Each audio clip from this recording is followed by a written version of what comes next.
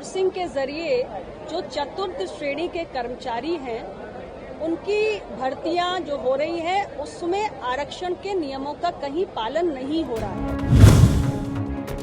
और की नौकरी पाने का भी जो एक गुंजाइश होती थी दबे कुचले वर्ग के पास वो खत्म होती जा रही है या कहिए हो गई है।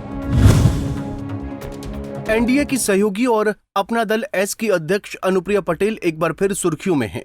उन्होंने जातीय जनगणना के अलावा आउटसोर्सिंग से होने वाली भर्तियों में आरक्षण की मांग उठाकर सियासी गलियारों में हलचल पैदा कर दी है, जिनका कहना है कि आउटसोर्सिंग कैंसर से भी खतरनाक है। आउटसोर्सिंग में भर्तियों में आरक्षण का पालन नहीं किया जा रहा है। देश में जातीय जनगणना भी कराया जाना चाहिए ताकि जातीय आंकड़ों की सही जानकारी सामने आ सके। बता दें कि अनुप्रिया पटेल ने सहकारिता भवन सभागार में आयोजित पार्टी की मासिक बैठक में कार्यकर्ताओं को संबोधित कर रही थीं, जहां उन्होंने कहा कि पहले तो समाज के दबे कुचले लोगों को चतुर्थ श्रेणी में नौकरी भी मिल जाती थी, लेकिन अब आउटसोर्सिंग की भर्ती की वजह से छोटी मोटी नौकरियों की गुंजाइश भी खत्म हो गई है। उन्होंने कहा कि वंचित समाज को यदि हक, सम्मान और भागीदारी देनी है तो जातीय संख्या का आधिकारिक आंकड़ा होना जरूरी है। देखिए, आउटसोर्सिंग के जरिए जो चतुर्थ श्रेणी के कर्मचारी हैं उनकी भर्तियां जो हो रही हैं उसमें आरक्षण के नियमों का कहीं पालन नहीं हो रहा है। चतुर्थ श्रेणी की जो नौकरियां होती थी उसमें मुख्य रूप से जो वंचित वर्ग है, जो दबे कुचले वर्ग के लोग हैं, उनको इसमें भर्तियां मिलती थी।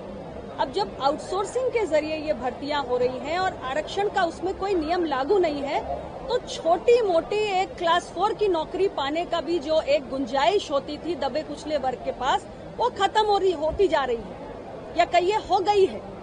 तो इसलिए हमारी पार्टी ये चाहती है कि आउटसोर्सिंग की प्रक्रिया के जरिए जो भर्तियां हो रही हैं उसमें जो आरक्षण के नियम है उसका पालन होना चाहिए। यही नहीं, योगी सरकार पर सवाल उठाते हुए उन्होंने कहा कि संविदा नौकरियों में आरक्षण की मांग हम इसलिए करते हैं क्योंकि संविदा की नौकरी भी सरकारी नौकरी है और अगर सरकारी नौकरी है तो आरक्षण भी होना चाहिए। सभी दल मिलकर जिताने का प्रयास करेंगे। मैम, SC/ST के कोटे के अंदर जो जायज ठहराया गया है, कोर्ट के द्वारा मांग हो रही है, तो उसी का जो कोटा है उसमें भी डिवाइड किया है। देखिए, ऐसा है, मैं तो सिर्फ इतना कहना चाहती हूँ कि आरक्षण जिसके लिए भी इंटेंडेड है उसे उसका लाभ मिलना चाहिए, लेकिन सबसे पहले जरूरी है कि हम जातियों की गणना करें।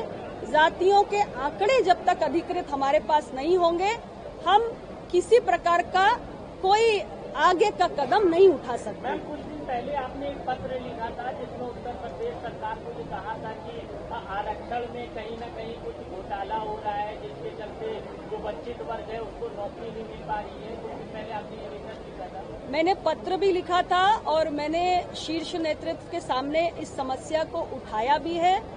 टॉप लीडरशिप ने इसका संज्ञान भी लिया है और मुझे पूरी उम्मीद है कि इन मसलों का समाधान भी होगा।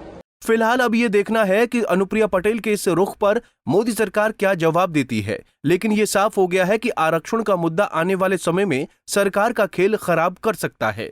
Bureau report, Punjab Kesari TV. हमसे जुड़े रहने के लिए हमारे YouTube चैनल को सब्सक्राइब करें और नई वीडियो की नोटिफिकेशन के लिए बेल आइकॉन को दबाएं। अगर आप ये वीडियो Facebook पर देख रहे हैं तो लाइक जरूर करें और ज्यादा से ज्यादा शेयर करें। धन्यवाद।